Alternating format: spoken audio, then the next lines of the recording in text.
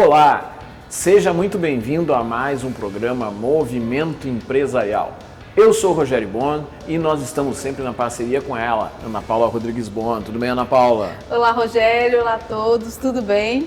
No programa de hoje, nós vamos conversar com Alcides Debus, ele que é fundador e CEO da rede de lojas de moda Rabush.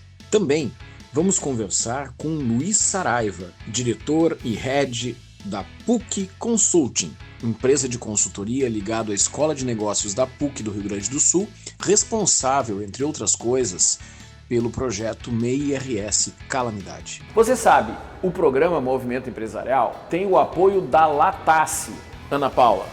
E se você quiser vir aqui ter momentos incríveis e tomar bebidas premiums, pode vir para a Latace, que aqui eles têm happy hours, almoços, uma variedade de vinhos, cachaças e muito mais. Vem conhecer a Latace. Também temos o apoio da Macro Office, o seu local para eventos aqui em Porto Alegre. Da Colaborative, responsável pelas imagens e pela edição deste programa. Temos a colaboração fundamental da Priscila de Oliveira, fotógrafa de posicionamento e mentora. Também, para manter os cabelos bonitos da Ana Paula, Patrícia Guterres, do DIA Novo Estilo. E a Canadá Intercâmbio, do idioma a imigração. E no programa Movimento Empresarial, você tem as dicas de gestão empresarial com a Vera Brock, as dicas de saúde bucal com a cirurgiã dentista Aline Martins e Silva e as dicas jurídicas com o advogado Luiz Gustavo Lon. Tudo isso e muito mais no programa Movimento Empresarial a partir de agora.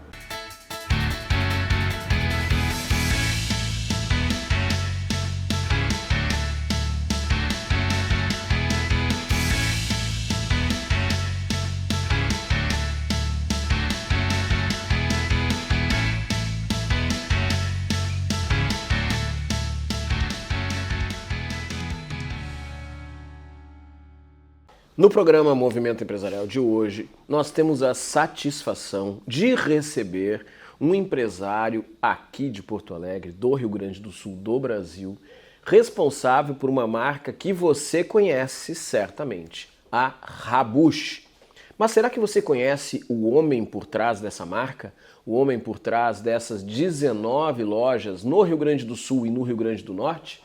Está aqui com a gente o Alcides Debus. Seja muito bem-vindo aqui ao programa. Muito obrigado, prazer estar aqui com vocês hoje. Alcides, eu acho que a tua história de vida, eu tive a felicidade de assistir uma palestra que tu realizaste na Associação Comercial de Porto Alegre. Tua história é muito legal. Claro que não dá pra gente explorar todos os detalhes da tua história, mas eu queria te pedir pra gente fazer um pouquinho dessa tua trajetória para quem está nos assistindo aqui. Bom, o Alcides é um menino, nasceu no interior do estado, 500 quilômetros da capital, segundo filho de uma família de 6 filhos. E normal, uma infância super normal, uma família grande, com mais um primo que foi criado junto. E eu cedo fui estudar fora, com 12 anos já, eu já estava terminando o 5º ano. Né? Pedi para meu pai para estudar no internato e já começou uma trajetória de tipo querer saber quem eu seria, o que eu ia fazer e de fato no ano seguinte eu estava no internato, fiquei 4 anos lá, voltei com 17 anos, aos 18 fiz concurso público, passei no concurso público, primeiro lugar entre 85 candidatos. Olha só. Não é porque eu fosse mais inteligente, mas é porque eu estava mais dedicado, focado, né? Querendo passar mesmo. Aí eu trabalhei 3 anos e no caso foi a Companhia Estadual de Energia Elétrica, depois novo concurso com 21 anos e aí eu vim morar na capital, já com 21 anos. E aí que eu vim fazer a faculdade. Então eu terminei minha faculdade com quase 30 anos. O que tu estudaste na faculdade? Eu fiz, minha primeira graduação foi Comércio Exterior na Unicinos. E aí depois disso começou a história da Rabush? Eu tive alguns negócios junto com o trabalho que eu fazia na Caixa Econômica Federal, um banco são 6 horas que você trabalha. Para mim, eu achava sempre que sobrava muito tempo, então eu fazia outras coisas, fazia a faculdade, tinha outras atividades, ganhava algum dinheiro em alguns negócios. E aí já quando eu fiz 30 anos, tinha acabado de me formar na Unicinos, eu quis ter mais um negócio, alguma coisa mais, né, sólida. Aí surgiu a oportunidade de comprar uma loja de moda, de confecção, de um amigo, né, que morava no mesmo condomínio onde eu morava, né, nós éramos amigos, jantando na casa dele, surgiu o papo uma noite lá, dele estava falando da loja, que não estava dando certo e tal, e a gente, jovem, brinca, né, fica à vontade de falar um para o outro, Gordo, me vende essa loja, vou te ensinar como você trabalha e tal, essas bobagens assim. Aí ele, eu te vendo, sim. Aí a conversa ficou séria, no outro dia de manhã eu amanheci empresário na frente de uma loja de confecções.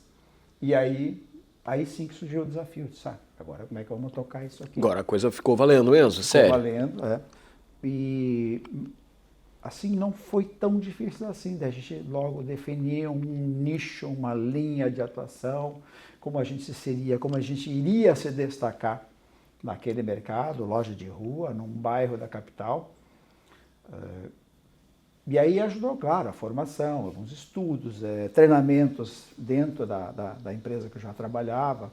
Então essa formação, essa preparação para ter uma mentalidade já mais preparada para tocar um negócio, saber fazer as contas, o fluxo de caixa, as compras, saber trabalhar com markup, fazia demonstrativo de resultado, isso tudo ajudou desde o início ali, né, quando o negócio era bem pequeno. Porque isso é uma coisa que faz muita diferença, porque muitas vezes o empreendedor, o empresário, ele é muito bom na atividade fim. Então, eu tenho uma loja de roupas, que é o caso da Rabush, eu sei produzir uma roupa boa, eu sei vender bem. Agora, por vezes a pessoa não sabe controlar o dinheiro, não sabe montar uma equipe, ou não tem outros parceiros para tomar conta dessas coisas, e aí o empresário se dá mal, mesmo sendo muito bom na atividade fim. Exatamente. Desde o início percebia logo que havia uma série de atividades envolvidas que precisavam todas serem vistas, né?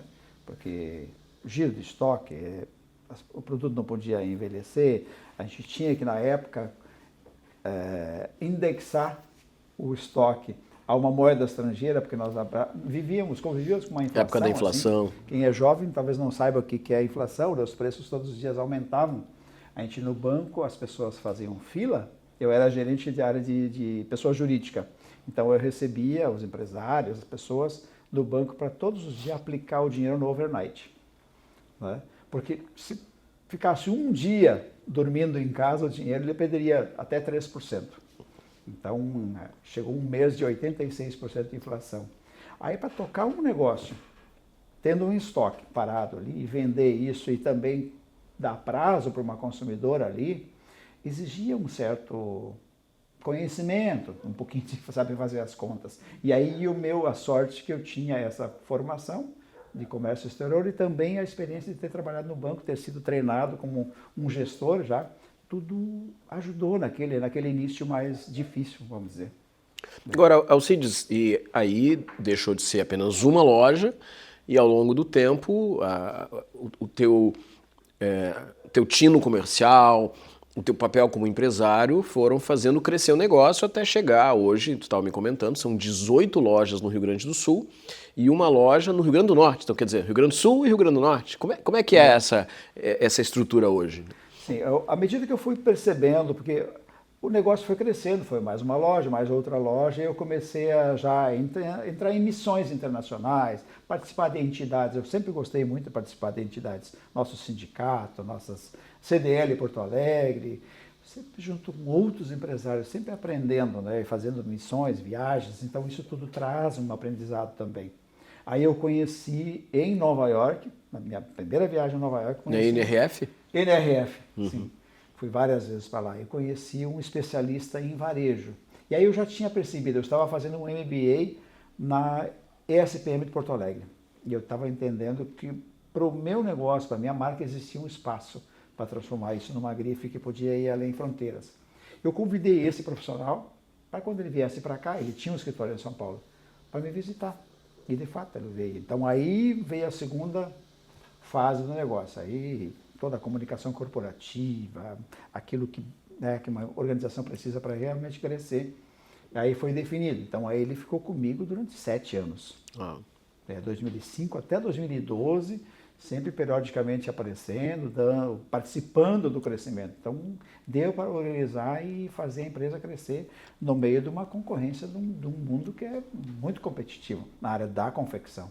Que ele tem uma entrada fácil de relativo baixo investimento, até hoje, a confecção. Agora, se estabelecer, fazer sucesso, ser conhecido no estado inteiro, boa parte do Brasil, como a Rabush se tornou, foi esse trabalho que eu sempre me assessorei, sempre estudei, sempre nunca procurei ser o dono da verdade. Sim, sempre tem mais gente que tem mais ideias e mais conhecimento.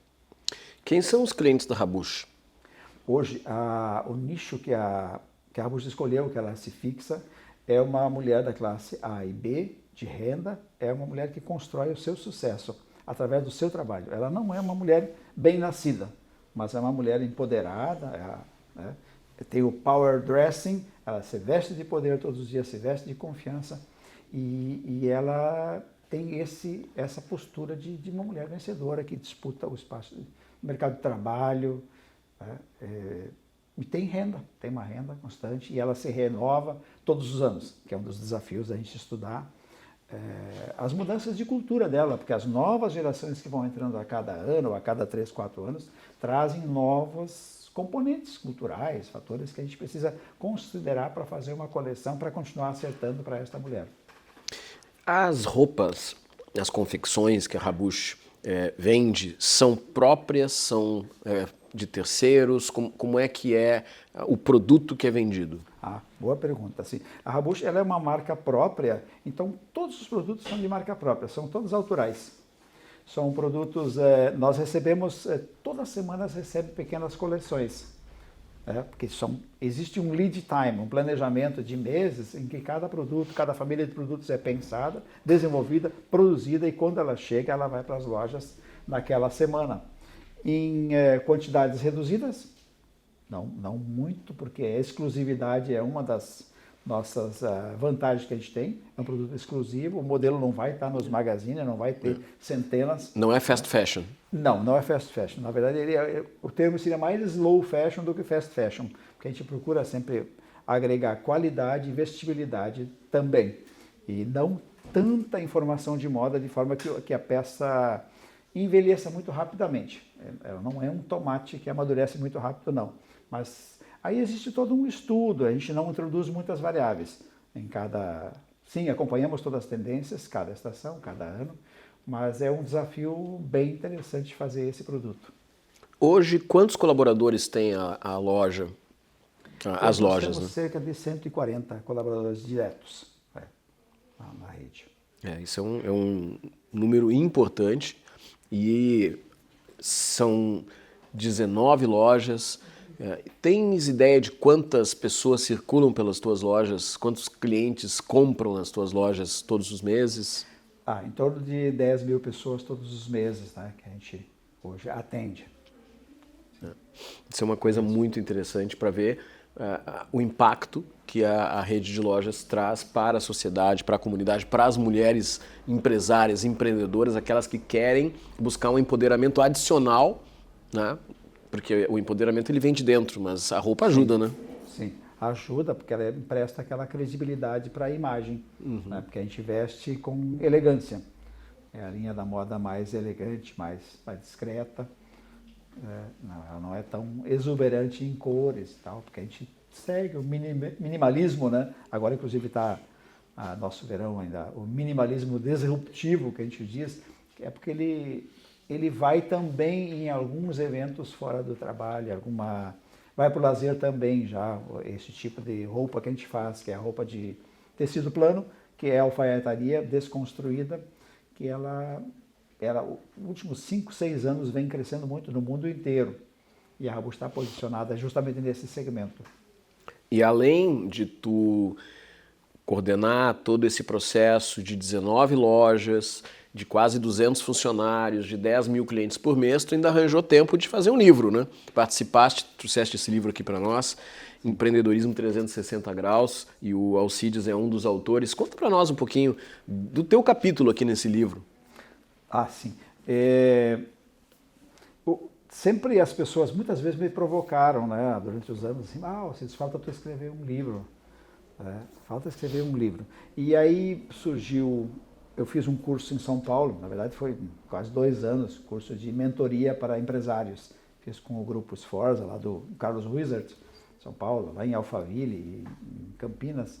E aí esse grupo a gente formou uma amizade bem bacana, assim, e esses empresários aí me convidaram para escrever um capítulo para o livro.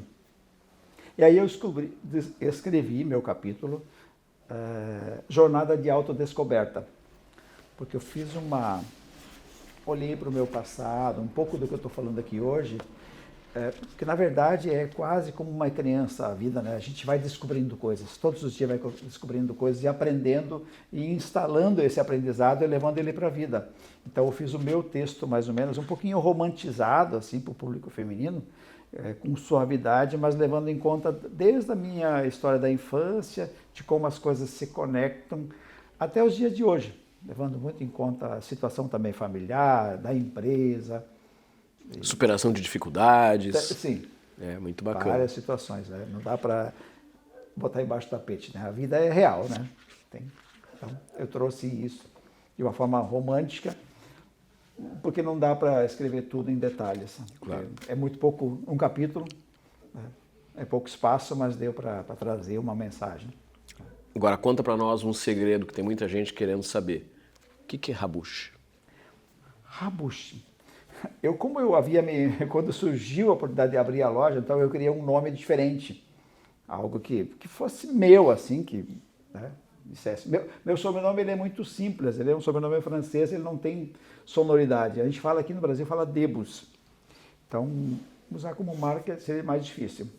Na época eu lia muito, desde os 12 anos, sempre fui muito leitor, e eu lia livros culturas orientais, outras culturas, lia sobre o Egito, sobre o Tibete, e aí eu me lembrei e também tinha na TV na época também uma figura que falava no Ra, e o Ra é o Deus Sol, antes de Abraão, lá quando os deuses, as coisas eram deuses, né, então existia o Ra, que depois teve um faraó que se chamou de Amon-Ra.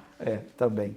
E o Deus Sol, e aí me inspirei, poxa, esse Ra vai ter que fazer parte da minha marca, essa vibração dessa energia, vai ter que ter Ra. Eu escrevi várias coisas, enchi uma página de nomes, foi escrevendo. E o Rabush foi misturando um pouco do meu sobrenome, Ra, Bush, do sobrenome SCH, porque eu sou de uma família que fala alemão desde criança, família germânica, SCH é um sufixo, um prefixo na língua alemã.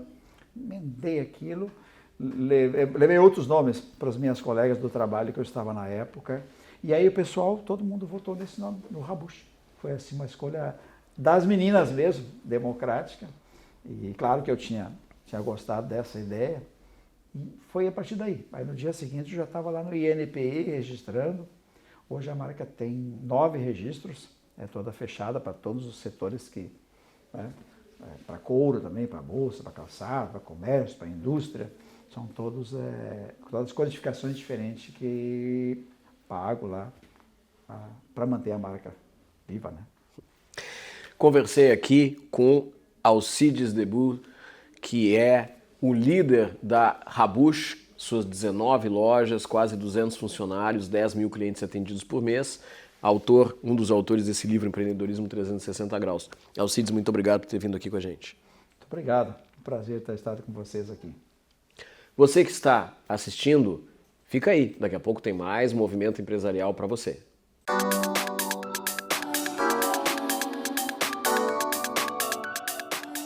Olá, eu sou a Vera Brock, sou CEO da Brock Delphi Educação, com doutorado em Economia pela Universidade de Ilhas Baleares, na Espanha, e com pós-doutorado em Educação pela Florida Christian University dos Estados Unidos. Sou palestrante, consultora, empreendedora, autora e pesquisadora. Nas dicas de gestão de hoje, para você, empresário, empresária, empreendedor, empreendedora, gestores, gestoras e os demais líderes. Trago para vocês uma reflexão, uma forma para identificar como você está pensando que boa parte dos problemas da sua empresa não estão no mercado. Ao contrário, eles estão na sua empresa. Então pense, a sua empresa está sendo gerida de forma adequada? Gestão da verdade não depende do esforço isolado. Ele nasce de um sistema que funciona, mesmo sem a presença 100% do gestor, do tempo que ele utiliza para o controle dos seus colaboradores ou da sua média administração.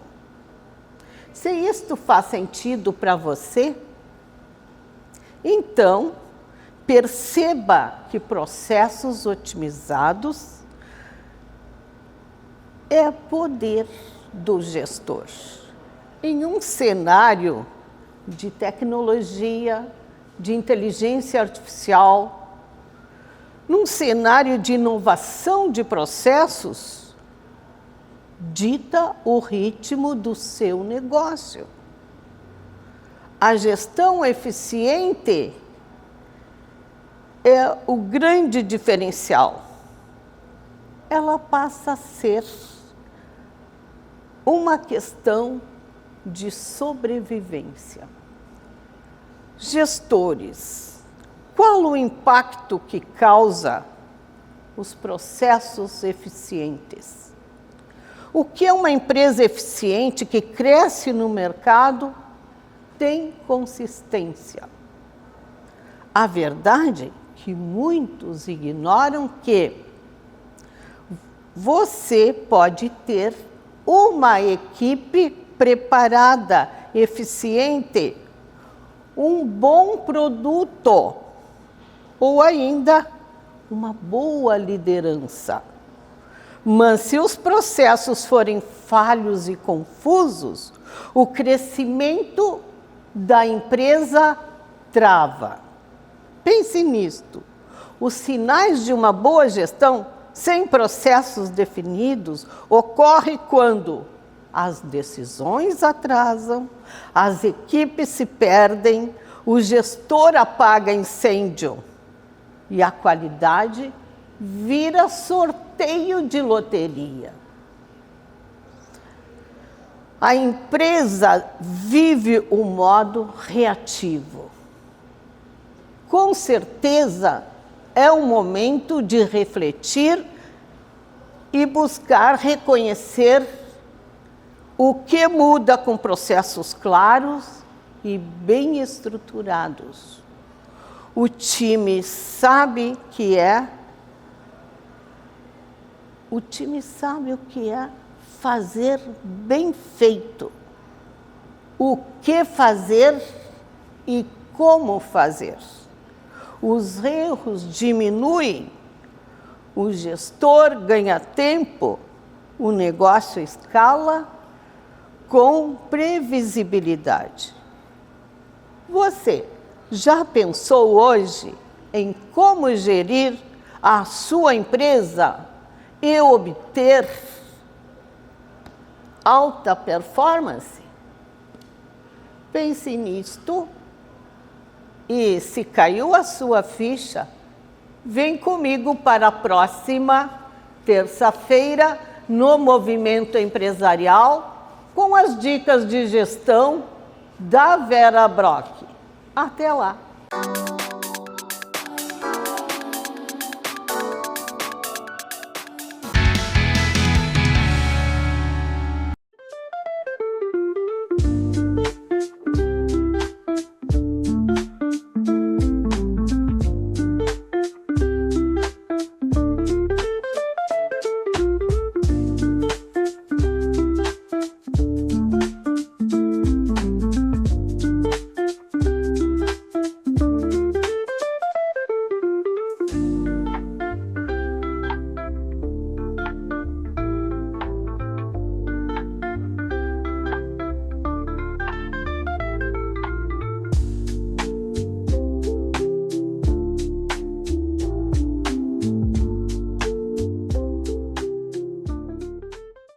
O que acontece quando nós reunimos um empresário da área de inovação de sucesso, uma das melhores universidades privadas do Brasil e desafios gigantes pela frente? Para conversar sobre isso, está aqui conosco Luiz Fernando Saraiva, que é head da PUC Consulting, que, entre outros grandes projetos, é a instituição responsável pela operação de um projeto fantástico chamado MEI RS Calamidades. Luiz Fernando, muito obrigado por estar aqui com a gente. Obrigado, Rogério, obrigado pelo convite. Muito bom estar conversando aqui com o teu público. As suas palavras são muito gentis, né? Mas eu acho que, acima de tudo, já pegando pelo final, nada como a gente poder usar nossas competências, nossas habilidades para poder oferecer para a população, principalmente essa agora mais atingida, né? Um apoio num momento tão difícil. Então, inclusive, depois certamente tu vais comentar que a gente trabalhou junto nesse projeto tão bacana. Mas vamos começar falando um pouquinho da tua trajetória como empresário, porque a tua trajetória como empresário é que te trouxe, sem dúvida, este know-how para ser um gestor de uma instituição importante como é a PUC Consulting, sem deixar de ser empresário, né? E passaste por grandes empresas aí da área de inovação no Brasil, nos Estados Unidos. Conta um pouquinho dessa história para nós. Legal, Rogério. Foi realmente uma jornada como empresário, como executivo, na verdade, interessante, porque eu sempre falo que eu tive experiências de empresas familiares, startups e empresas multinacionais, né? E é muito legal porque a gente vai criando um vocabulário muito rico sobre diferentes coisas que acontecem nas empresas e que nos trazem depois realmente a poder cada vez mais a oferecer assim uma competência que acaba sempre sendo muito diversa e dinâmica, né? Bom, então para isso aqui a gente usa essa ferramenta, para isso aquilo que a gente já passou por várias coisas, né? Eu acho que foi uma parte muito interessante ter passado 14 anos na HP, né? Primeiro como gestor de 2 unidades, depois como diretor de pesquisa e desenvolvimento no Brasil, da HPE, depois que a HP se dividiu. E, sem dúvida, ali eu pude ter contato com muitos processos e muitas, digamos assim, novidades, assim, coisas muito de ponta que acabam vindo lá do Vale do Silício, né? Eu digo sempre que tudo vem de lá, menos a cultura, né? A cultura, ela é local e transforma as coisas. Então, esse arcabouço, assim, lá pelas tantas, realmente de viajar bastante para os Estados Unidos e principalmente para o Vale do Silício, eu sempre olhava, né, a cada viagem e pensava, né, por que não brasileiros podem ter empresas aqui, né? A gente via empresas indianas, americanas surgindo. E nos voos de volta, que em geral são voos muito distantes da Califórnia até Porto Alegre, né, quando o avião decolava eu já começava a escrever planos de negócio. Então, eu tenho vários planos de negócio. Um desses eu resolvi acreditar, que foi quando eu então saí da HPE, né, e decidi ser empresário, né. E eu brinco sempre que esse foi o meu melhor post do LinkedIn, ele teve 50 mil visualizações, 25 mil provavelmente dizendo que esse cara é maluco e 25 mil dizendo, pô, isso é legal, eu queria ter feito isso também, porque afinal de contas eu tinha 50 anos de idade, né. Então foi bem ousado, sem dúvida alguma, mas eu escolhi, né, Rogério, porque eu realmente queria. Eu nunca consegui parar muito quieto em alguma coisa que para mim já está resolvido. Então, quando eu percebi que a minha missão ali estava ok, eu disse, bom, agora como que eu tento continuar mudando o mundo? Eu tenho esse propósito assim meio maluco, que é de mudar o mundo, melhorar o mundo. Então, naquele momento eu deixei uma vida executiva, né, bastante confortável para me aventurar no mundo empreendedor. E aí foi uma empresa, foi outra empresa e agora já estou indo para a terceira empresa, todas na área de tecnologia, né? Então, é um mundo diferente e a PUC Consulting entra nessa história toda de uma forma muito fantástica, porque a PUC, né, tu conheces bem, a PUC é um ambiente, é um grande ecossistema, né? Todos que convivem com a PUC de algum jeito ou de outro sabem que a PUC é um grande ecossistema. Então ela traz uma abertura muito rica para que os profissionais estejam conectados a diferentes elementos dentro da universidade, né? Então a gente tem o professor que é empreendedor, o pesquisador que faz um outro tipo de atividade social, então é tudo muito rico lá dentro. E no final das contas, a PUC Consult, sendo uma unidade de negócio, né, me recrutou e pediu o meu apoio e, obviamente, para a PUC, né, o meu coração é da PUC, sem dúvida alguma, é minha alma mater, né, eu disse, não, vamos lá construir essa PUC Consulting que está crescendo e está dando certo por enquanto. Que nasceu para grandes projetos.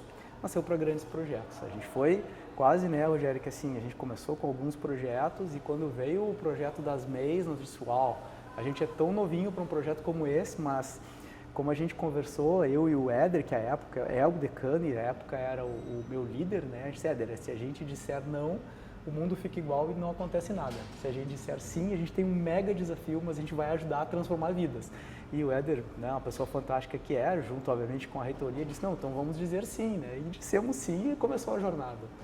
Então vamos conversar um pouquinho sobre esse projeto, né? Lembrando que há pouco mais de um ano a gente passou por uma coisa inimaginável aqui no Rio Grande do Sul, uma das maiores catástrofes ambientais do Brasil, talvez uma das maiores catástrofes ambientais da América do Sul, que parou esse estado durante mais de um mês e que deixou sequelas profundas, tanto sob o ponto de vista econômico, como do ponto de vista psicológico nas pessoas até este momento.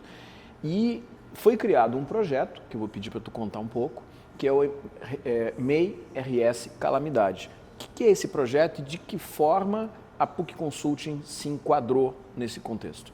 Perfeito, Rogério. Bom, esse projeto, ele é um projeto da Secretaria de Trabalho e Desenvolvimento Profissional do Estado do Rio Grande do Sul e esse projeto chegou até nós com uma grande missão, né? A ajudarmos, na época, 22 mil MEIs, né, microempresas individuais, que estavam na área da mancha, como se diz, que é a área onde as empresas foram mais afetadas, né, com perdas monetárias, físicas e até mesmo humanas.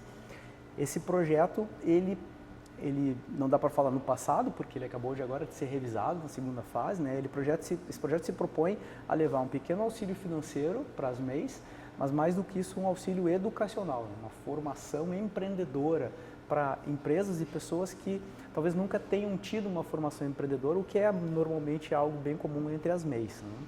Então, é um projeto que trabalha aspectos de marketing, de vendas, formação de preço, não é? E eles são feitos através de reuniões com as MEIs, né, onde existe um debate muito grande, um período de escuta, né, Rogério, muito intenso, que ao final de 9 horas de consultoria para cada MEI, a MEI recebe um atestado, né, e ela então pode buscar lá a segunda parcela de R$ 1.500. Então, para isso, a gente realmente movimentou o mundo, né, porque é um grande volume de MEIs, né, MEIs muito diversas, que vêm de todos os lugares do estado, de diferentes segmentos e, ao mesmo tempo, muitos consultores para atender tantas MEIs. Então, foi realmente assim, está sendo, né, um projeto frenético, né, mas quando a gente ouve, o Rogério conhece bem, ele pode dar o depoimento dele também, trabalhamos juntos nesse projeto. Quando a gente ouve, né, Rogério, os depoimentos das MEIs, né, agradecidas por alguém que conseguiu esticar uma mão para puxar a MEI quase que literalmente debaixo d'água e apoiar, e escutar, e trazer instruções de educação, é realmente alguma coisa que a gente sente assim, uau, esse projeto realmente é espetacular, né? Tive a felicidade de participar desse projeto como um dos consultores a estar em contato direto com as MEIs e foi uma experiência muito intensa. A intensidade de ter que lidar com a dor daquelas pessoas, e não foi nenhum nem dois, mas foram várias empresas com quem a gente conversou, que mostravam a casa ainda por consertar, o quarto ainda cheio de lama, ou mal limpo, não, sem pintura. Pessoas que disseram, olha, eu não sei se eu vou conseguir retornar, mas pelo menos está me dando a oportunidade de seguir. Então, foi uma coisa muito forte emocionalmente, além de uma intensidade do projeto também para os consultores de conseguirem lidar com todo esse contexto, que sem dúvida é algo muito, muito impactante. Mas uma coisa muito bonita, né, Saraiva, é ver o resultado chegando. Muitas pessoas que entram no projeto para ganhar R$ 3.000 e que saem dizendo que R$ 3.000 é o menor dos benefícios. Né? Isso. Exato, eu acho que essa é uma parte realmente linda e que aí, claro, está muito vinculado à PUC, né, que é uma organização de educação, né, as MEIs traziam e trazem para a gente naturalmente o seguinte, olha, os R$ 1.500 do início, os 1.500 totalizando 3.000, esse dinheiro vai me ajudar um pouquinho nesse primeiro passo, mas a educação é o que realmente vai transformar e está transformando a minha vida. Ouvir isso, e tu percebeste isso também, né, Rogério, é alguma coisa que a gente se sente assim com aquela felicidade de quase propósito de vida, né? Poder compartilhar um pouquinho o nosso conhecimento, a nossa educação com empresas e pessoas que estão numa dificuldade muito grande e sentir na prática que isso fez a diferença, né? Acho que esse é até eu sempre digo para o secretário social, né, e para a equipe dele, que assim, aqui necessariamente é importante fazer um parênteses, né? A gente sempre tem esse hábito de falar muito, o serviço público, etc e tal, é improdutivo. Essa turma lá do secretário social, eles trabalham muito e esse projeto é um projeto que está assim dentro da veia das pessoas. Eu me lembro muito de estar no início do projeto, eu estava no supermercado e me liga uma das diretoras do projeto, a diretora do projeto na verdade, me perguntando, Saraiva, como é que a gente faz isso, como é que a gente fazia aquilo, né? Eu disse para ela, olha só, se tu esperar só escolher a manteiga que eu vou comprar aqui, depois a gente já vai. Então é uma coisa bonita porque houve uma integração tão legal para um tema que é tão caro e tão importante para o nosso estado. Então eu acho, Rogério, assim, que essa frase que tu trouxeste, né, quando as pessoas nos dizem a minha vida mudou depois de receber educação, talvez não tenha nada mais legal e emocionante que a gente possa ouvir, né? As nossas missões individuais, a missão da PUC, ela está sendo cumprida nesse momento, né? E a do estado também entregando aquilo que a população precisa. E muitas pessoas de todo o estado, né? A gente conversou com pessoas do sul do estado, do centro do estado, região metropolitana, cada um impactado de uma forma diferente, pessoas que perderam tudo e pessoas que perderam a esperança e que justamente o programa chegava para ajudar as pessoas a enxergarem, ainda é possível se reerguer. Eu acho que talvez essa seja a maior contribuição. E aí, olhando um outro lado, né, Saraiva, a construção dessa equipe de consultores, eu fui colega de muitos consultores extremamente competentes, com uma experiência muito grande, também possibilita, quem sabe, alguns novos saltos para a PUC Consult ali na frente. Né? Não, com certeza, eu sempre digo, né, a gente, num salto assim, estratosférico, né, para uma consultoria nova, ela conseguiu trazer e agregar uma grande quantidade de profissionais que estão muito próximos dela agora, né? Então eu digo, bom, vocês estão já fazendo parte da história da PUC Consult, né? Então estão com a gente, né? Mas tem um negócio, Rogério, que eu queria também destacar, talvez tu já tenhas me ouvido, acho que certamente tu já me ouviu contar essa história, mas eu vou contar de novo, porque eu acho que é uma história de transformação, que é a história do algodão lá da manicure, né? A gente teve um case que eu nunca vou esquecer, que é de uma manicure, né, que estava sendo atendida por um consultor e o consultor sugeriu a ela, né, deixa uma coisa, você está usando um chumaço de algodão desse tamanho para limpar o esmalte, enfim, né, para remover, e se você usasse um algodãozinho pequenininho, não daria a mesma coisa? Não daria, mas pensa que isso custaria menos para ti e daria o mesmo resultado, e aquela MEI ficou com isso na cabeça. E aí ela foi para casa, né? E no dia seguinte, quando ela voltou para outra consultoria, e as MEIs chamam os consultores de professor, normalmente, né? Quando voltou no dia seguinte, ela disse assim, prof, eu fiquei pensando se esse lance do algodãozinho não é igual ao lance do palitinho para tirar ali o esmalte que está perto da cutícula. Se eu usar um menorzinho não é mais barato? É mais barato. Tá, mas e se eu parar de usar tanto esmalte e ficar legal, não é mais barato? E o consultor disse, é mais barato. E aí aquela MEI, a gente fala sempre, né? Aquela MEI, na verdade, ela mudou a vida dela para sempre, porque ela entendeu um pressuposto básico de negócios e mais do que isso, ela também aprimorou o conceito dela de cidadania, porque quando alguém for lá e aumentar impostos, ela vai dizer, pera um pouquinho, tu está aumentando impostos, o que tu está me dando em troca disso?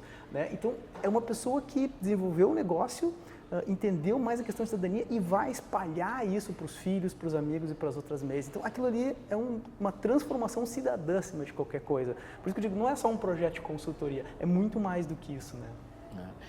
Mas, Saraiva, a gente está chegando no final do nosso tempo aqui. Primeiro, eu quero te parabenizar pela tua trajetória, mas por colocar de pé, junto com a equipe do governo, sem dúvida, esse projeto. Por conseguir articular dezenas de consultores e para conseguir se conectar com essas 22 mil MEIs no estado. Pedi para tu deixar uma mensagem para quem está nos assistindo aqui no programa Movimento Empresarial. Perfeito, obrigado, Rogério, mais uma vez pelo convite, pela oportunidade. Eu acho que alguma coisa bacana de comentar, assim, a velha questão de trabalhar por propósito, né? Trabalhar com uma equipe fantástica que está embebida desse propósito. A gente trabalhou, assim como o Rogério, né, com muitos consultores e todos, né, Rogério, vibravam muito com a possibilidade de entregar esse resultado, esse tipo de trabalho. A nossa equipe lá da PUC Consult também, fantástica. A equipe do governo, fantástica. Então, teve essa integração, universidade, governo, para a gente conseguir levar, como tu disseste muito bem, não só a esperança, mas também educação e revolução para essas pessoas, porque certamente a vida delas não é mais a mesma, e nem a nossa, que podemos compartilhar essas experiências tão ricas de aprendizado que também nos transformaram. Então, eu acho que nesse momento de ainda dificuldade que a gente passa, talvez a gente tenha percebido que a melhor felicidade realmente é ver a felicidade dos outros, e é assim que a gente tem trabalhado com esse propósito. Obrigado, Saraiva. Conversei aqui com o Luiz Fernando Saraiva, Head da PUC Consulting, um dos grandes idealizadores, executores desse projeto MEI RS Calamidade. Aliás, se você é uma MEI, está na Zona da Mancha, você pode se inscrever e participar desse projeto. Pesquisa aí e, se for o caso, te inscreve e eu tenho certeza que você vai ser muito bem atendido. Para quem está conosco, fica aí. Daqui a pouquinho tem mais Movimento Empresarial.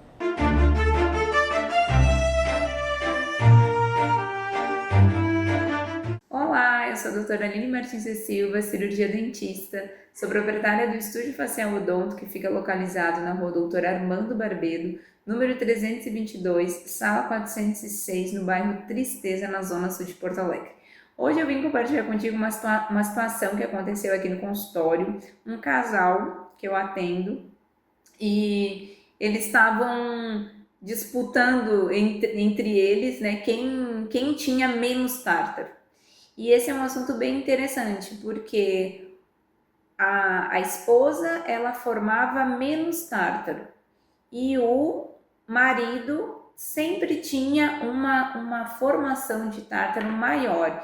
E aí eles queriam entender o porquê que acontecia isso.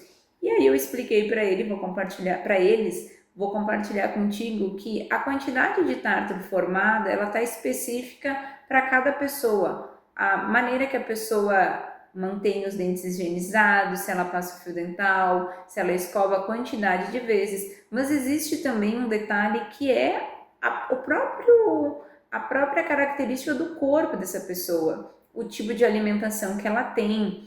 Vale lembrar que o tártaro, ele sempre vai formar, às vezes em maior quantidade ou em menor quantidade.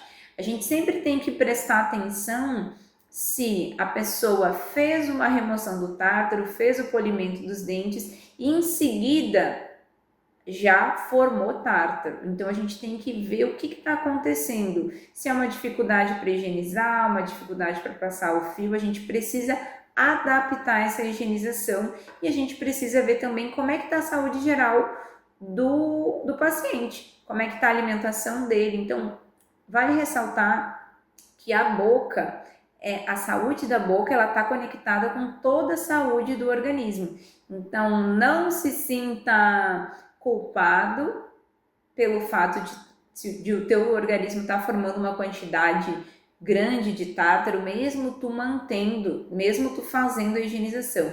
O que eu te oriento é tu vir aqui no consultório para a gente poder avaliar e ver o que está acontecendo.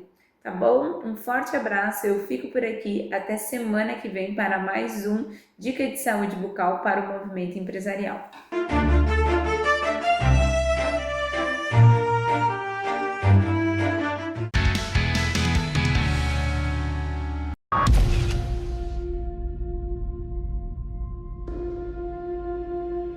Nessas horas, a gente gostaria de poder ajudar a mudar realidades pelo mundo. E a gente pode ajudar. Com um gesto simples. Muito simples.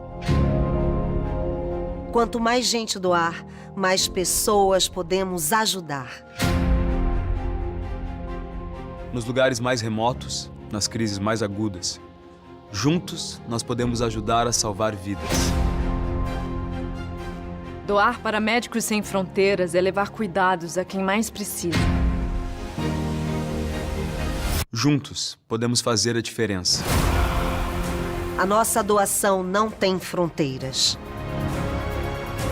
Junte-se a nós. Faça sua doação para Médicos Sem Fronteiras. doe.msf.org.br.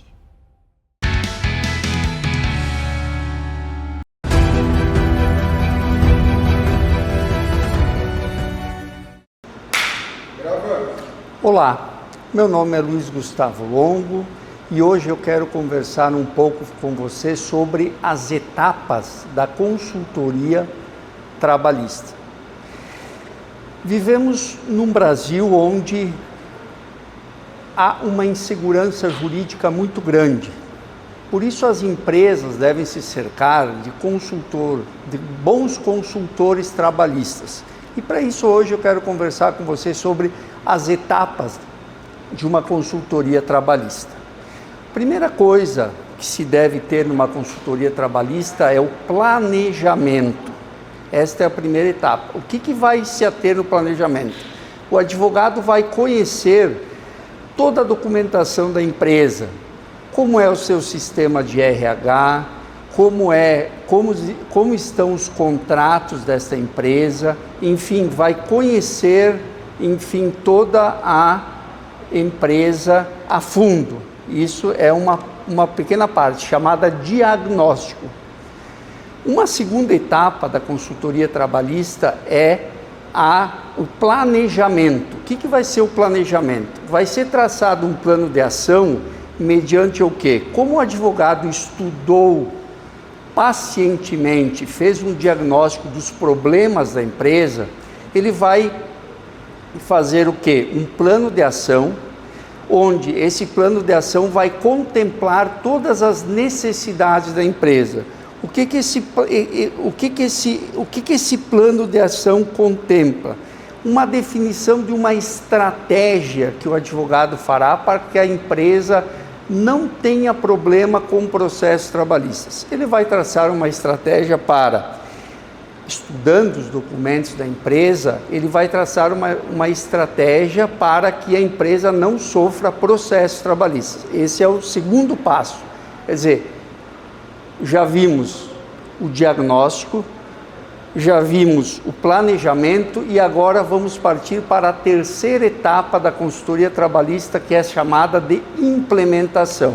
O que é essa implementação? O advogado vai implementar o plano de ação estratégico. Esse plano de ação estratégico é a execução das ações planejadas com a aplicação de mudanças e medidas propostas. Quer dizer, o advogado vai sentar com o dono da empresa, vai explicar para o dono que existe um plano de ação e esse plano de ação tem que ser colocado em prática. Quarta etapa da consultoria trabalhista é chamado de acompanhamento. O que esse acompanhamento faz? Faz o monitoramento dos resultados do plano de ação que já foi implementado. Então, para vocês entenderem, o advogado ele acompanha todo esse processo e depois, no final, através de uma quinta etapa da consultoria trabalhista, chamada de avaliação, ele vai fazer o quê? Ele vai fazer um relatório geral de todas as ações que foram implementadas nessa empresa. Então, recapitulando para vocês, e é muito importante que vocês saibam, se vocês definirem por contratar uma consultoria trabalhista, que existem 5 etapas de consultoria trabalhista. Essas 5 etapas começam com o diagnóstico, depois vem o planejamento, vem a implementação, vem o acompanhamento e vem, por último, a avaliação final, onde se faz todo um relatório de resultado dessa consultoria trabalhista. Importante saber que um processo trabalhista custa muito caro, é custoso, tem custas processuais, tem honorários, enfim, tem muita coisa. A empresa que investe em consultoria trabalhista preventiva, ela vai estar investindo no próprio patrimônio dela, porque às vezes um processo trabalhista que a empresa sofrerá pode terminar com essa empresa, pode terminar com o caixa dessa empresa. A gente sabe que muitas empresas quebram tendo em vista esse problema sério de processos trabalhistas. Então, pessoal, muito cuidado com isso. Muito obrigado por ter conversado comigo sobre isso e até uma próxima oportunidade.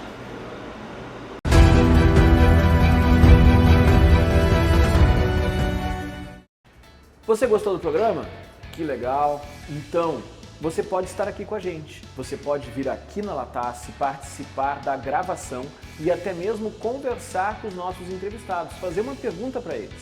Basta se inscrever através do direct lá no nosso Instagram e a nossa produção vai entrar em contato com você e vai te dar todas as informações. Ana Paula. Todas as terças-feiras, às 20 horas, estamos aqui na Poa TV, Canal 6. Semana que vem, nos vemos de novo. Até lá. Tchau, tchau. Tchau, tchau.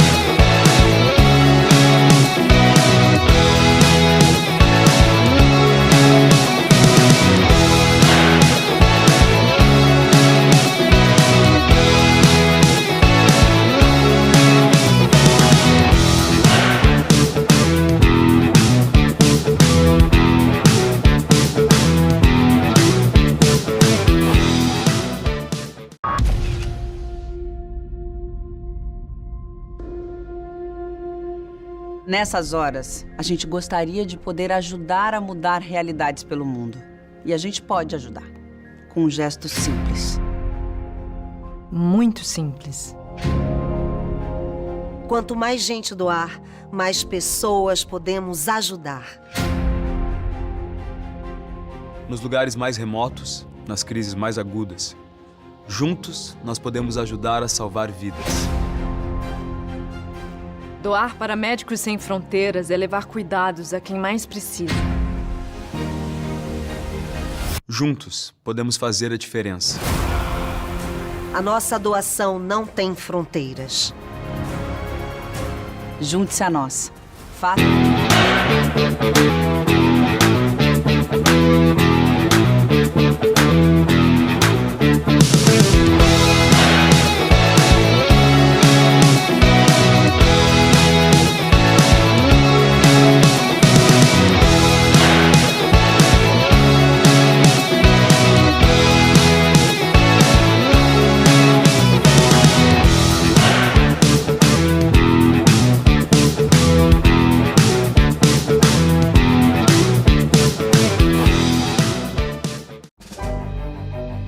Você não percebe, mas já é um doador. Quantas vezes você já doou o ombro para um amigo? Doou o seu tempo para escutar alguém? Quando você ama, no fundo, você está doando o seu coração. Empatia, solidariedade, amor, humanidade. Está tudo dentro de você. Seja você também um doador de órgãos. Avisa sua família. Quando você doa, o amor vive.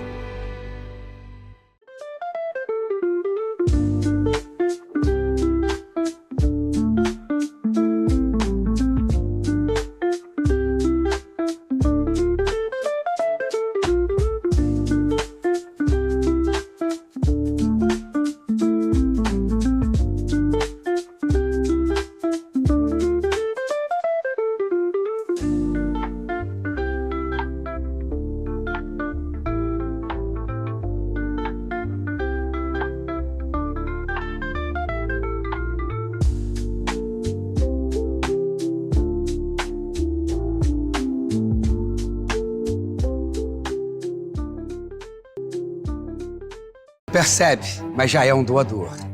Quantas vezes você já doou o ombro para um amigo? Doou o seu tempo para escutar alguém? Quando você ama, no fundo, você está doando o seu coração. Empatia, solidariedade, amor, humanidade. Tá tudo dentro de você. Seja você também um doador de órgãos. Avisa sua família. Quando você doa, o amor vive.